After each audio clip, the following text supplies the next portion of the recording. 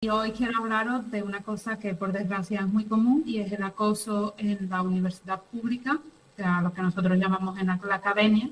Y desde nuestra asociación pues nos preguntamos si esto es un problema de verdad sin solución. Esperemos que no, porque para eso estamos aquí. Pero bueno, quiero presentaros unos datos sobre la ansiedad y la depresión en la academia. La Royal Society en UK ha mostrado que el 40% de las personas que realizan su tesis, los doctorandos y los postdocs después de la tesis, sufren ansiedad y depresión.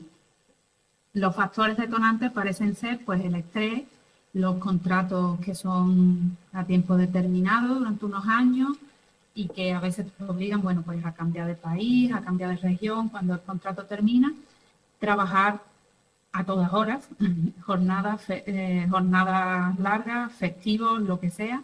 Luego, las deadlines son muy cortas, prácticamente el trabajo lo quieren para ayer.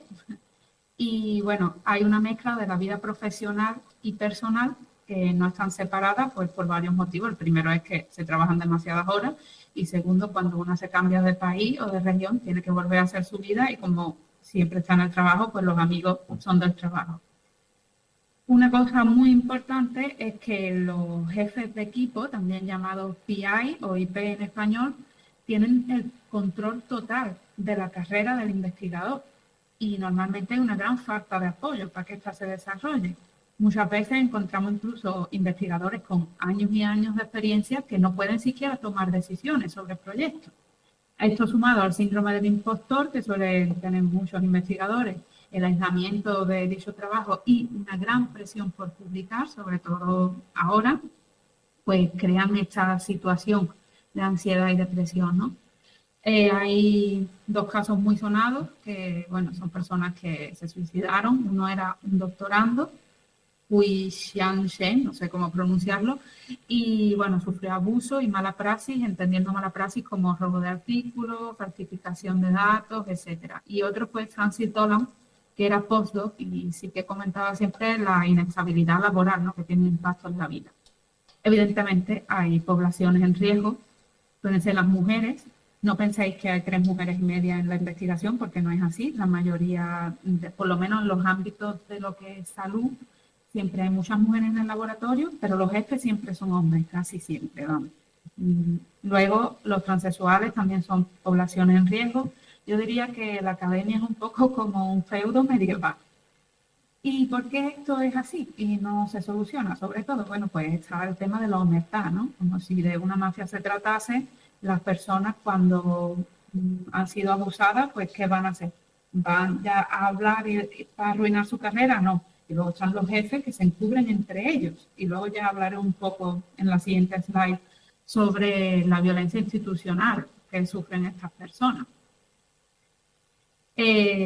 Últimamente, menos mal, los medios de comunicación internacionales están haciéndose eco de estas problemáticas. Empezamos con algunos que, bueno, que están diciendo que hace falta un cambio estructural, pero sobre todo porque se le están yendo los pozos, no porque ellos piensen que esto debe ser así, sino porque se están quedando sin trabajadores. Después también la presión que sufren estos investigadores postdoctorales y bueno, hay incluso casos en Marsella, que es un poco problemático como institución, hubo varias agresiones sexuales, ¿vale? Además, en el centro donde trabajaba uno de los asesores científicos del presidente Emmanuel Macron. Así que sí, esto es una cosa que se da en muchos países. El CSIC en España, por ejemplo, tiene más de 120 centros y le dijo a la prensa que solo había abusos sexuales en 8 o algo así, cosa que está muy lejos de la realidad. Pero quisiera hablaros de, como estamos hablando de abuso, un poco qué es el abuso, ¿no? Pues son las dinámicas que utiliza una persona o un grupo para infligir un daño psicológico intencionadamente, persistentemente y deliberadamente. Se manifiesta a través de comentarios, actitudes y en la academia, sobre todo, se manifiesta a través de manipulaciones sutiles. Esto quiere decir que en la academia hay un elefante en una habitación, algunos centros, incluso instituciones, deciden pintarlo del color de la pared, otros no mirarlo, otros meterlo debajo de la alfombra, otros, la cuestión es ignorarlo, ¿no? Pero este elefante se sienta sobre todos los investigadores, no solo los que sufren el abuso, sino un ambiente tóxico en el trabajo muy nocivo. Por eso, bueno, algunas red flags que podemos decir son cuando, por ejemplo, tus compañeros o jefes te hacen insinuaciones humillantes, hacen luz de gas, bromas ofensivas. La frase "eres demasiado sensible" se repite más de lo normal muchas veces. Esto, yo diría, malintencionado o críticas laborales injustificadas, así como correcciones laborales que son diferentes al resto de los compañeros, ¿no? Me gustaría hablar de un poco el perfil del abusador. Y bueno, normalmente son personas pues, que necesitan de mucha admiración, aunque esta no esté justificada, y que tienen así como una superioridad, ¿no? Están por encima de todo el mundo. Además, a veces utilizan manipulación pues aduladora para conseguir sus fines, exageran sus logros muchísimo y menosprecian a la víctima de manera encubierta. Evidentemente, tienen una gran falta de empatía y, bueno, son envidiosos patológicos, incluso de cosas que una persona normal diría, ¿cómo puede tener envidia de esto? Pues sí. Y una actitud muchas veces muy arrogante, que denota una falta de autoestima, ¿no? Estamos hablando de personalidades parasitarias, que intentan encubrir pues, su mediocridad utilizando el trabajo de otros. Esto, evidentemente, ¿en qué resulta? Pues en la falta de integridad científica. Si nosotros estamos ante un abusador con estas características, no le vamos a pedir que haga un trabajo íntegro, ¿no? Y que no falsifique datos o que no robe artículos, no que se den el 100%, pero claro que se va a dar, es que no se puede volver a una serpiente león, es así. Luego también, bueno, esta cosa del marketing, que viven de su imagen, etcétera. Y eso sí, piensan que son intocables. Incluso hay veces que ni siquiera lo ocultan, que ellos hacen las cosas, no lo van a ocultar, porque creen que son eso, intocables, y esto se debe a la humildad y que no hay un castigo para ellos. Y ustedes os preguntaréis, bueno, pero esto estamos hablando de un abusador que pasa en el grupo, ¿no? Muy bien, pues no siempre es así, pero algunas veces los estudios ya dicen que los trabajadores imitan el comportamiento de sus jefes. Y a esto le sumamos el individualismo y la competición de la cadena, más el miedo que tiene la víctima, la situación de aislamiento y su paulatina destrucción, lo que hace es que la víctima tenga sus capacidades cognitivas afectadas y esto tenga pues un resultado en su trabajo que le está afectando. Y ahí es cuando se crea la profecía autocumplida, ¿no? Es decir, ay, ahora me he equivocado en el trabajo, claro, porque la persona está enferma. Y entonces dicen, pues sí, es verdad que soy un inútil, lo que dicen estas personas. También muchas veces, como es lógico, la víctima pues responde de forma agresiva. Y el abusador, ¿qué hace? Pues justifica sus actos porque la víctima fue agresiva, ¿no? Luego, lo que os decía antes del abuso institucional. Cuando la víctima denuncia, nosotros se lo dejamos claro. Mira, tienes que denunciar para decir, ellos tenían conocimiento de esto. Pero no esperes que vayan a hacer nada. De hecho, lo van a cubrir. Porque muchas veces los centros y las instituciones lo que quieren es lavarse la cara. Y quien lleva el dinero normalmente es el jefe, es el PI, el jefe de equipo. Entonces, esto es lo que suele pasar. Y por eso, bueno, esta asociación está en pie hoy.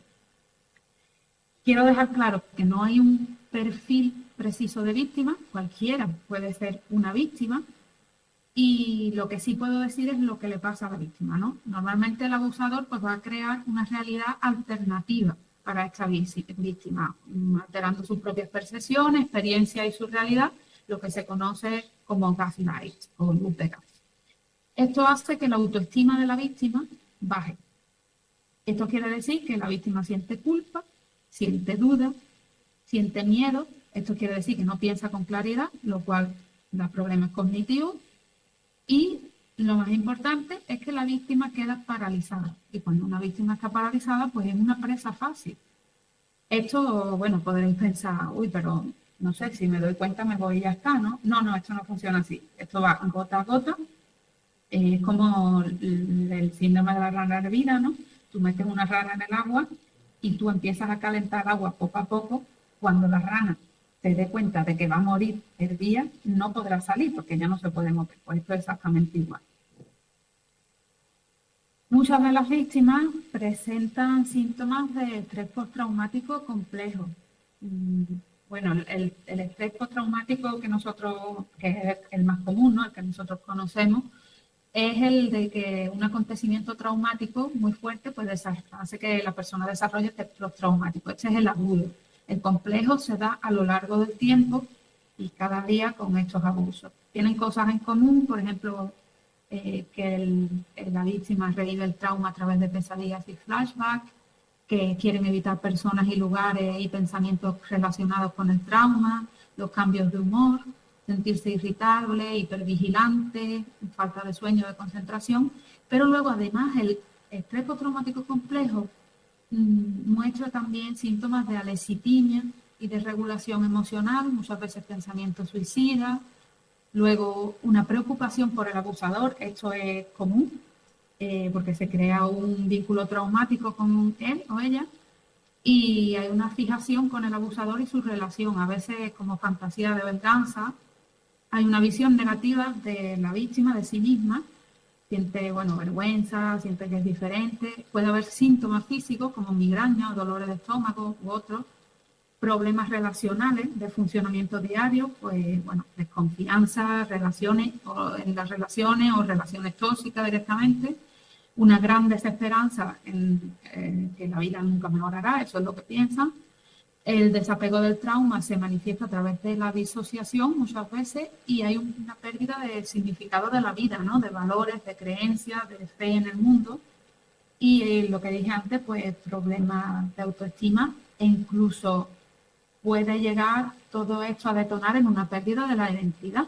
Y es por eso que nosotros insistimos en el que hay que pedir ayuda a un profesional de la psicología. Por último, quisiera mostrar unos datos que recogimos con un cuestionario. Por el momento solo hay 68 personas que participaron.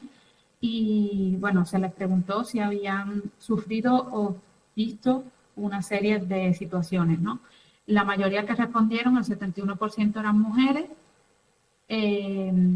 Luego los postdocs fueron más de la mitad en responder y luego PhD y algunos técnicos, PI, Master y bueno, los que acaban de salir de la carrera.